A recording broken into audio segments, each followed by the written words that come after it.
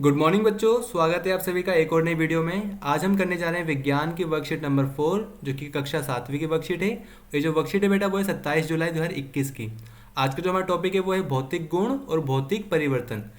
भौतिक गुण और भौतिक परिवर्तन क्या होते हैं वो इस वर्कशीट में हम जानेंगे। यहाँ पे लिखा हुआ है किसी पदार्थ की आकृति, आकार, रंग और अवस्था जैसे गुण उसके भौतिक गुण कहलाते हैं। यानी किसी भी पदार्थ को, चाहे कोई भी पदार्थ की हम आकृति को बदलें, चाहे उसके आकार को बदल दें या उसके रंग को बदल दें, तो हम क्या बोलेंगे कि हम उसके भौतिक गुणों को चेंज कर रहे हैं। ठीक है, हम ये बोलेंगे कि उसके भौतिक गुणों में परिवर्तन आ रहा है। और अगर भौतिक गुणों के अंदर परिवर्तन आएगा तो इसी परिवर्तन को हम बोलेंगे भौतिक परिवर्तन। ठीक है, यहाँ पे लिखा है वह परिवर्तन जिसमें किसी पदार्थ के भौतिक गुणों में परिवर्तन होता है भौतिक परिवर्तन कहलाता है। जैसे कि अगर मान लो किसी पदार्थ की आकृति बदल गई या किसी पदार्थ का आकार बदल गया, जैसे मान लो लकड़ी का, तो लकड़ी है, पूरी लकड़ी को हमने दो हिस्सों में तोड़ दिया तो उसका जो आकार है वो क्या हो गया, छोटा हो गया।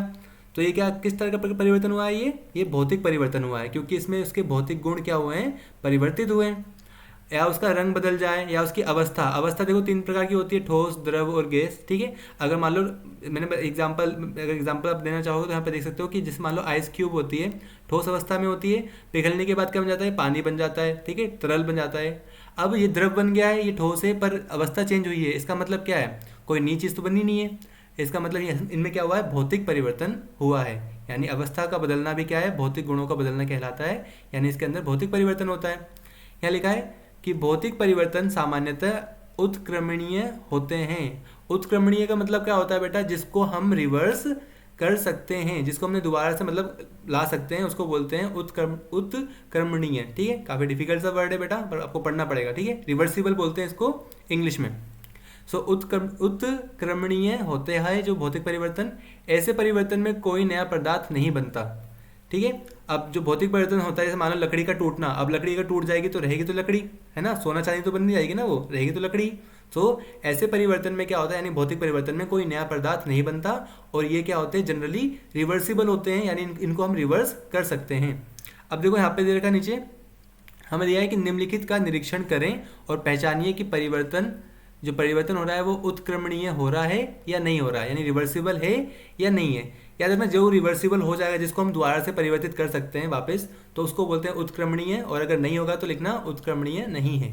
ठीक है, जैसे यहाँ पे देखो क्या लिखा है, अगर हम पानी के अंदर नमक को डालें बेटा, तो देखो क्या हम नमक को वापस पानी से निकाल सकते हैं? हाँ, हम निकाल सकते हैं अगर हम इसका क्या करते हैं, वाष्पीकरण। वाष्पीकरण आपको पता ही है, जब इसको हम क्या भाप बनाएंगे, इसको हम गर्म करेंगे और गर्म करने के बाद क्या होगा, सारा जो पानी है वो तो भाप बनकर उड़ जाएगा और जो इसकी तली में, यानी जो गिलास की तली में या किसी बर्तन की तली में क्या आएगा, सिर्फ नमक बच जाएगा। ठीक है, यानी इसको हम क्या कर सकते हैं, रिवर्स कर सकते हैं, यानी ये क्या है, उत्क्रमणीय होगा।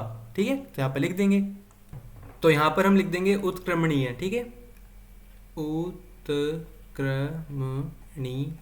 उत्क्रमणीय। ठीक है, अगला देखो, अगला यहाँ पे सेकंड जो पिक्चर दे रखी है, यहाँ पे लकड़ियाँ जल रही है। अब लकड़ियाँ जब अगर जल जाएंगी बेटा, तो वो जो चेंज है उसको हम रिवर्स नहीं कर सकते।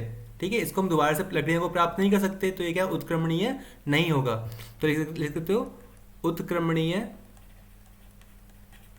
नहीं। ठीक है, ये क्या है, रिवर्सिबल नहीं होगा, तो इसको यहाँ पे लिख दें उत्क्रमणीय नहीं।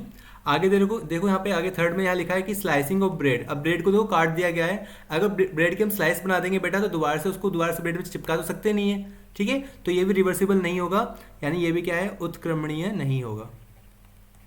लिख देना उत्क्रमणीय नहीं।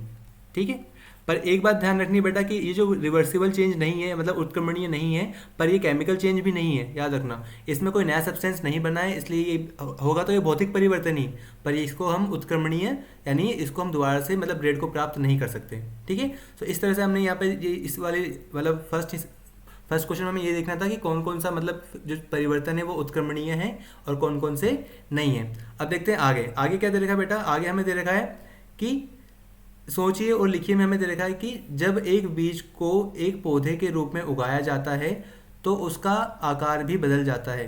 क्या यह एक भौतिक परिवर्तन है या नहीं? अपने उत्तर की व्याख्या कीजिए। अब देखो, जब हम एक पौधे को उगाते हैं बेटा, बीज को उगाते हैं, तो बीज उग के एक पौधा बनता है और वो पौधा धीरे धीरे बड़ा होकर पेड़ बनता है। तो देखो, इनका आकार तो बढ़ रहा है, हमें पता लगाना है कि क्या ये केमिकल चेंज है या फिजिकल चेंज है, यानी क्या ये भौतिक परिवर्तन है या ये रासायनिक परिवर्तन है। याद रखना, ये एक रासायनिक परिवर्तन है। क्यों? क्योंकि इसके अंदर क्या हो रहा है, ये जो चेंज हो रहा है, जो परिवर्तन हो रहा है, उसको हम रिवर्स नहीं कर सकते बेटा, ठीक है। यानी ये उत्क्रमणीय नहीं होगा, इसलिए ये रासायनिक परिवर्तन होगा। और एक बात और, क्योंकि देखो इसकी जो जो पेड़ पौधे की पत्तियां होती है वो क्या करती है, वो प्रकाश संश्लेषण से अपना खाना बनाती है। तो प्रकाश संश्लेषण क्या है, एक रासायनिक प्रक्रिया होती है, इसलिए ये रासायनिक परिवर्तन होगा, इसके अंदर भौतिक परिवर्तन नहीं होगा, ठीक है।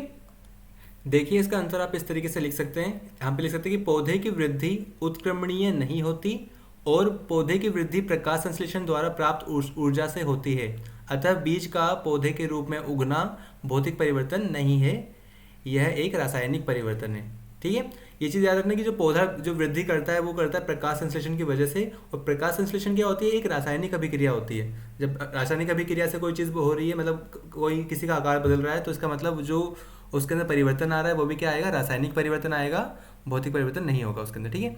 तो यहाँ पे जो वर्कशीट थी बेटा आपकी साइंस की, जो वर्कशीट नंबर 4 थी वो कंप्लीट होती है। आई होप आपको वीडियो पसंद आई होगी, आपके सारे जो डाउट्स है वो क्लियर हो चुके होंगे। फिर भी अगर आपको कुछ पूछना है तो आप कमेंट सेक्शन में पूछ सकते हैं, ठीक है। वीडियो पसंद आए तो वीडियो को लाइक करना, और सारे वर्कशीट के सॉल्यूशन मतलब पाने के लिए, टाइम से पाने के लिए चैनल को सब्सक्राइब जरूर कर लेना। मिलते हैं अगली वीडियो में, तब तक के लिए बेटा stay safe and keep learning.